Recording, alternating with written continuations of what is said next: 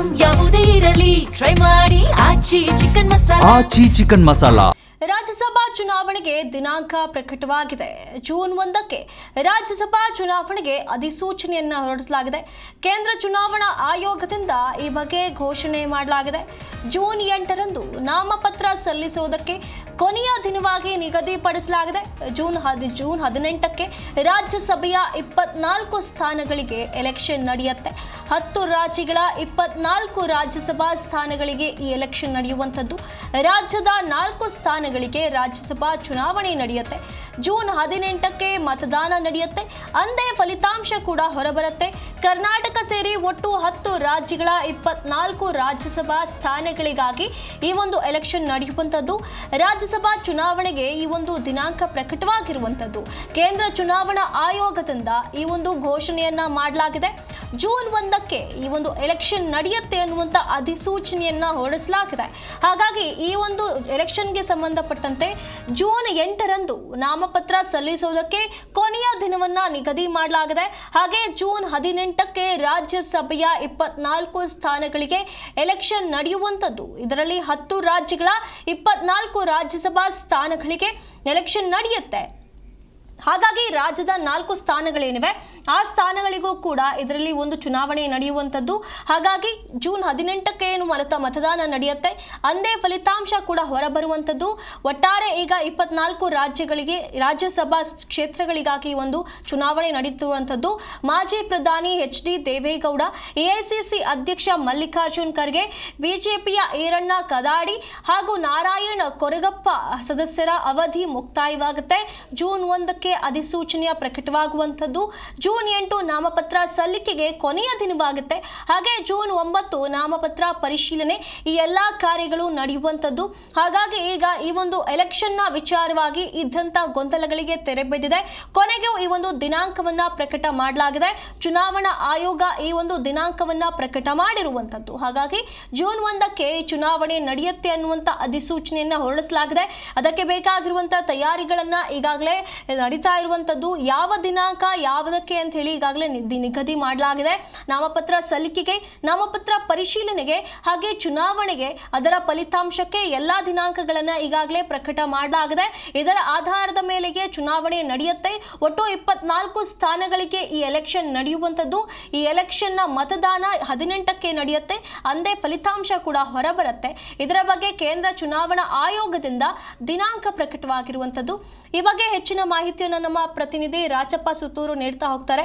ರಾಜಪ್ಪ, ಈಗ ರಾಜ್ಯಸಭಾ ಚುನಾವಣೆಗೆ ದಿನಾಂಕ ಪ್ರಕಟವಾಗಿದೆ. ಇದರಲ್ಲಿ ಏನೆಲ್ಲ ಮಾಹಿತಿಗಳನ್ನು ನೀಡಲಾಗ್ತಾ ಇದೆ? ಸುನಿಧಿ, ರಾಜ್ಯದ ದ್ವೈವಾರ್ಷಿಕ ಚುನಾವಣೆ, ಕೇಂದ್ರ ಚುನಾವಣಾ ಆಯೋಗ ರಾಜ್ಯಸಭಾ ದ್ವೈವಾರ್ಷಿಕ ಚುನಾವಣೆನ ಪ್ರಕಟ ಮಾಡಿದೆ. ಆ ಒಂದು ವೇಳಾಪಟ್ಟಿ ಪ್ರಕಾರ ಕರ್ನಾಟಕದ ಒಟ್ಟು 4 ಸ್ಥಾನಗಳು ಈ ಸಂದರ್ಭದಲ್ಲಿ ಅವಧಿ ಮುಕ್ತಾಯ ನಿವೃತ್ತಿ ಆಗ್ತಾ ಇದ್ದಾರೆ.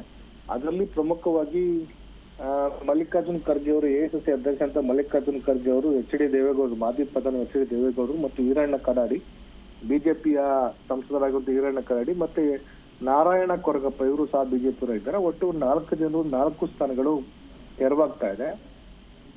ಜೂನ್ 18ಕ್ಕೆ ಈ ಒಂದು ರಾಜ್ಯಸಭಾ ಚುನಾವಣೆಗೆ ದಿನಾಂಕವನ್ನು ನಿಗದಿ ಮಾಡಲಾಗಿದೆ. ಜೂನ್ 1ಕ್ಕೆ ಈ ಒಂದು ಅಧಿಸೂಚನೆಯನ್ನು ಹೊರಡಿಸಲಾಗುತ್ತೆ. ಜೂನ್ 8ಕ್ಕೆ ನಾಮಪತ್ರ ಸಲ್ಲಿಸಲಿಕ್ಕೆ ಕೊನೆಯ ದಿನಾಂಕ ಮತ್ತು ಜೂನ್ 9ಕ್ಕೆ ನಾಮಪತ್ರದ ಸ್ಕ್ರೂಟಿನಿ ಇರ್ತದೆ. ಜೂನ್ 11ಕ್ಕೆ ನಾಮಪತ್ರವನ್ನ ವಾಪಸ್ ತೆಗೆದುಕೊಳ್ಳಿಕ್ಕೆ ಅವಕಾಶ ಕಲ್ಪಿಸಲಾಗಿದೆ ಮತ್ತು ಜೂನ್ 18ಕ್ಕೆ ಈ ಒಂದು ಮತದಾನ ನಡೆದಿದೆ. ಅಂದೇ ಸಂಜೆನೆ ಈ ಒಂದು ಮತದಾನ ಪ್ರಕ್ರಿಯೆ ಮುಕ್ತಾಯಾಗಿ ಮತ ಎಣಿಕೆಯೂ ಸಹ ನಡೆದು ಅಭ್ಯರ್ಥಿಗಳನ್ನ, ಯಾರು ಗೆದ್ದಂತ ಅಭ್ಯರ್ಥಿಗಳನ್ನ ಘೋಷಣೆ ಮಾಡಲಾಗುತ್ತೆ. ಹಾಗಾಗಿ ಈ ಬಾರಿ ಕಾಂಗ್ರೆಸ್ ಪಕ್ಷ ಒಟ್ಟು 3 ಸ್ಥಾನಗಳನ್ನ ಗೆದ್ದುಕೊಳ್ಳುವಂತ ಒಂದು ಸಾಧ್ಯತೆ, ಕಳೆದ ಬಾರಿ 2 ಸ್ಥಾನವನ್ನು ಪಡ್ಕೊಂಡಿತ್ತು. ಈ ಬಾರಿ 3 ಸ್ಥಾನ ಪಡ್ಕೊಳ್ಳುವಂತ ಒಂದು ಸಾಧ್ಯತೆ ಇದೆ. ಯಾಕಂದ್ರೆ ಕಾಂಗ್ರೆಸ್ನ ಸದಸ್ಯರ ಸಂಖ್ಯೆ ಹೆಚ್ಚಿನ ಸಂಖ್ಯೆ ಇದೆ. ಹೀಗಾಗಿ ಬಿಜೆಪಿ ಮತ್ತು ಜೆಡಿಎಸ್ ಇಬ್ಬರು ಸೇರ್ಕೊಂಡು 1 ಸ್ಥಾನವನ್ನ ಪಡೆಯುವಂತ ಒಂದು ಸಾಧ್ಯತೆ. 2 ಸ್ಥಾನಗಳಿಗೆ ಸ್ಪರ್ಧಿಸಬಹುದು. ಆದ್ರೆ ಅವ್ರಿಗೆ ಸಂಖ್ಯಾಬಲದ ಕೊರತೆಯಿಂದಾಗಿ ಅಷ್ಟು ಸಾಧ್ಯವಾಗೋದಿಲ್ಲ. ಹೀಗಾಗಿ ಮಲ್ಲಿಕಾರ್ಜುನ್ ಖರ್ಗೆ ಅವರು ಮತ್ತು ಎಚ್ ಡಿ ದೇವೇಗೌಡರನ್ನ ಏನು ಆಯ್ಕೆ ಮಾಡಬೇಕು ಅಂತ ಅನ್ನೋದು ಕಾಂಗ್ರೆಸ್ ಮತ್ತು ಬಿಜೆಪಿ ಮತ್ತು ಜೆಡಿಎಸ್ ನಾಯಕರ ಆಶೆ ಆಗಿದೆ. ಹಾಗಾಗಿ ಕಾಂಗ್ರೆಸ್ ಇಂದ ಮಲ್ಲಿಕಾರ್ಜುನ್ ಖರ್ಗೆ ಅವರು ಮೊರೆ ಆಯ್ಕೆ ಆಗ್ಬೋದು. ಜೊತೆಗೆ ಮತ್ತೆ ಯಾರನ್ನ ಅಭ್ಯರ್ಥಿಯನ್ನಾಗಿ ಸೂಚಿಸ್ತಾರೆ ಅಂತ ಒಂದು ಕಾತೊಳ್ಬೇಕಾಗುತ್ತೆ. ಯಾಕಂದ್ರೆ ಇನ್ನೂ ಸಹ ಅವ್ರಿಗೆ 2 ಸ್ಥಾನಗಳನ್ನು ಗೆದ್ದುಕೊಳ್ಳಿಕ್ಕೆ ಅವಕಾಶ ಇದೆ. ಬಿಜೆಪಿ ಮತ್ತು ಜೆಡಿಎಸ್ ಇಂದ 1 ಸ್ಥಾನವನ್ನ ಪಡೆಯುವಂತ ಸಾಧ್ಯತೆ ಇದೆ. ಹೀಗಾಗಿ ದೇವೇಗೌಡರಿಗೆ ಅವಕಾಶವನ್ನು ಕಲ್ಪಿಸ್ತಾರ ಇಲ್ವಾ ಅನ್ನೋ ಬಗ್ಗೆನೂ ಸಹ ಚರ್ಚೆ ಇದೆ. ಮತ್ತು ಈರಣ್ಣ ಕಡಾಡಿ ಅವರು ಸಹ 2ನೇ ಬಾರಿ ಆಯ್ಕೆಗೆ ಅವರು ಸಹ ಬಯಸಿದ್ದಾರೆ. ದೇವೇಗೌಡರು ಸಹ 2ನೇ ಬಾರಿ ರಾಜ್ಯಸಭಾ ಪ್ರವೇಶ ಮಾಡಲಿಕ್ಕೆ ಅವಕಾಶವನ್ನ ಕೇಳ್ತಾ ಇದ್ರೆ. ಆದ್ರೆ ಅದರ ಪಕ್ಷದ ವರಿಷ್ಠರು ಬಿಜೆಪಿ ನಾಯಕರು ಯಾವ ತೀರ್ಮಾನ ಕೈಗೊಳ್ತಾರೆ ಗೊತ್ತಿಲ್ಲ. ಆದ್ರೆ ಕಾಂಗ್ರೆಸ್ನ ಬಹುತೇಕ ಮಲ್ಲಿಕಾರ್ಜುನ ಖರ್ಗೆ ಅವರು ಮರು ಆಯ್ಕೆಯನ್ನು ಬಹುತೇಕ ಅಂತಿಮಗೊಳಿಸುವಂತ ಸಾಧ್ಯತೆ.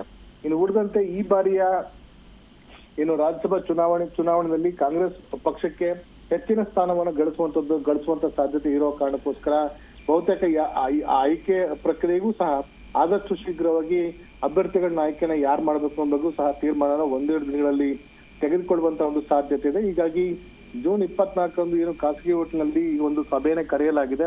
ಪಕ್ಷದ ಶಾಸಕರು, ಸಂಸದರು ಮತ್ತು ಮಾಜಿ ಶಾಸಕರ ಸಭೆಯನ್ನು ಕರೆಯಲಾಗಿದೆ. ಅಂದು ರಣದೀಪ್ ಸಿಂಗ್ ಸುರ್ಜೇವಾಲಾ ಮತ್ತು ಖರ್ಗೆ ಅವರು ಸಹ ಈ ಸಂದರ್ಭದಲ್ಲಿ ಭಾಗವಹಿಸುವ ಮೂಲಕ ಆ ಸಂದರ್ಭದಲ್ಲಿ ಈ ಒಂದು ವಿಚಾರಗಳು ವಿಧಾನ ಪರಿಷತ್ನ ಸದಸ್ಯ ಸ್ಥಾನಗಳು ಮತ್ತು ರಾಜ್ಯಸಭಾ ಎಲೆಕ್ಷನ್ ಸಂಬಂಧಪಟ್ಟನು ಸಹ ಒಂದಷ್ಟು ಚರ್ಚಿಸುವಂತ ಒಂದು ಸಾಧ್ಯತೆ ಇದೆ ಅಂತ ಮಾಹಿತಿ ಲಭ್ಯ ಆಗ್ತದೆ.